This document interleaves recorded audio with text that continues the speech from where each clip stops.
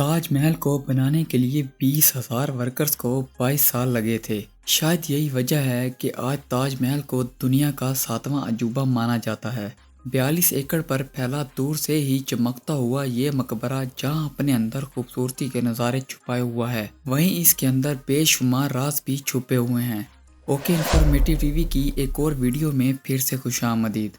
ناظرین، اگر آج کے دور میں تاج محل کی قیمت کا اندازہ لگایا جائے تو سنگ مرمر کا یہ عالیشان مقبرہ حیرت انگیز طور پر $1 بلین یعنی کہ 8,000 کروڑ روپیوں سے بھی زیادہ مہنگا ہے، کیونکہ تاج محل میں مغلیہ دور نے اپنے ہنر کی کئی ایسی نشانیاں چھوڑی تھی جن کی دنیا کے ٹاپ انجینئرز بھی آج تک تعریف کرتے ہیں۔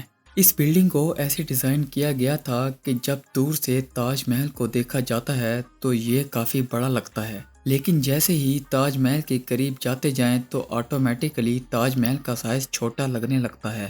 اصل میں اس بلڈنگ کے گرد چاروں میناروں کو بالکل سیدھا کھڑا نہیں کیا گیا، بلکہ یہ مینار باہر کی طرف جھکے ہوئے ہیں۔ ان میناروں کو باہر کی طرف جھکا ہوا بنانے کی ایک وجہ یہ بھی تھی کہ خطرناک زلزلے کی صورت میں اگر یہ مینار گریں بھی تو یہ باہر کی طرف گر کر تاج محل کی بلڈنگ کو نقصان نہ پہنچائیں۔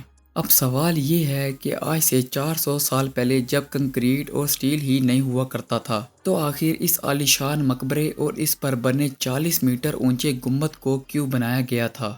ناظرین، یہ معاملہ شروع ہوا تھا سن 1607 میں، جب انڈیا اور پاکستان پر مغل امپائرز کی حکومت ہوا کرتی تھی۔ اس دن مغل شہنشاہ کا سب سے چھوٹا بیٹا شہاب الدین محمد خرم 15 سال کا ہو چکا تھا، اور اسی کی سیلیبریشن کے لیے آگرہ فورٹ میں ایک شاندار پارٹی رکھی گئی تھی۔ شہاب الدین محمد خرم مغلیہ سلطنت میں سب سے زیادہ عزیز تھا، اسی لیے اس کے ہر جنم دن پر اس کو ہیرے اور سونے سے تولا جاتا تھا، یعنی جتنا وزن شہزادے خرم کا ہوتا تھا اتنا ہی خزانہ اس کے نام کر دیا جاتا تھا۔ لیکن اس جنم دن پر کچھ اور بھی خاص ہونے والا تھا۔ مغل شہنشاہ نے اپنے بیٹے خرم کی شادی اپنے ایک دوست کی بیٹی کے ساتھ کر دی جس کا نام ممتاز تھا۔ ممتاز اور خرم کو پہلے ہی دن سے ایک دوسرے سے بے پناہ محبت ہو چکی تھی۔ اگلے 10 سالوں تک شہزادے خرم نے کئی جنگیں لڑی اور ان میں بھرپور کامیابی بھی حاصل کی، جس کی وجہ سے شہزادے خرم کو شہنشاہ کے نام سے بھی پکارا جانے لگا، جس کا مطلب تھا دنیا کا بادشاہ۔ شہزادے خرم کی ٹوٹل 6 بیویاں تھیں۔ ان 6 میں سے شہزادہ خرم سب سے زیادہ محبت ممتاز سے کرتے تھے۔ وقت تیزی سے گزرتا گیا اور پھر سن 1621 میں مغل شہنشاہ کی اچانک ڈیتھ ہو گئی۔ اس کے بعد مغل شہنشاہ کی گدی شہزادے خرم نے سنبھال لی۔ گدی سنبھالے صرف ایک ہی سال گزرا تھا کہ ایک بار پھر سے مغل امپائر کو دشمن کا سامنا کرنا پڑا۔ اگلے 2 سالوں تک جنگ چلتی رہی اور شہزادے خرم کو اس جنگ میں بھی بھرپور کامیابی نصیب ہوئی۔ جنگ جیتنے کے بعد شہزادے خرم کو ایک افسوسناک خبر مل گئی۔ ممتاز جو کہ شاہ جہاں کے 14ویں بچے کو جنم دے رہی تھی، اس کی حالت بگڑ گئی اور 17 جون 1631 میں ہی چل بسی۔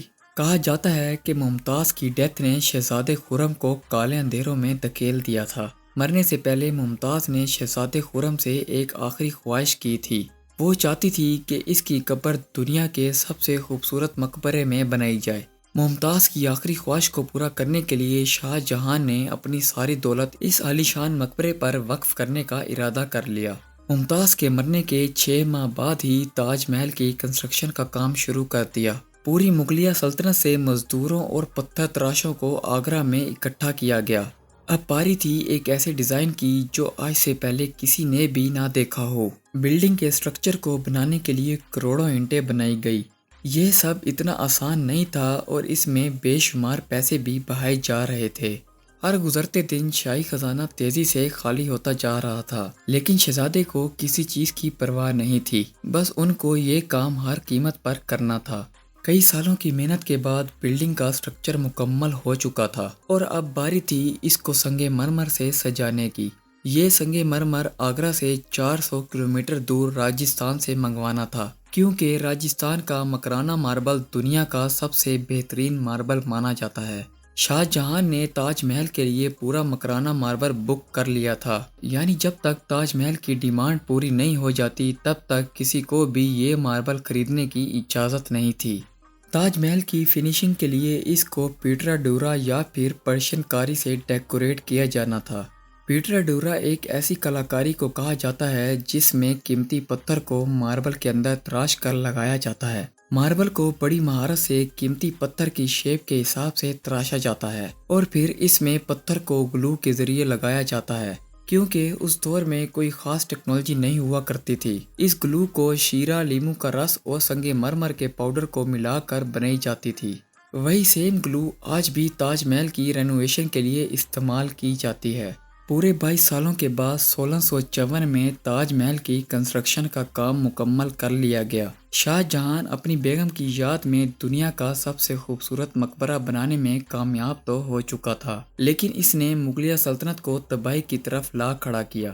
تاج محل کے بننے کے ٹھیک 4 سالوں کے بعد ممتاز اور شاہ جہاں کے اپنے ہی بیٹے نے شاہی تخت الٹ دیا اور خود مغل سلطنت کا شہنشاہ بن گیا۔ شاہ جہاں جو پچھلے 30 سالوں سے اس تخت پر راج کر رہے تھے، اس کو قیدی بنا کر آگرہ فورٹ میں ہی بند کر دیا۔ صرف ایک سہولت ایسی تھی جو شاہ جہاں کو دی گئی، اور وہ یہ تھی کہ جس کمرے میں ان کو قید کیا گیا تھا، اس کی کھڑکی سے وہ تاج محل کو دیکھ سکتے تھے۔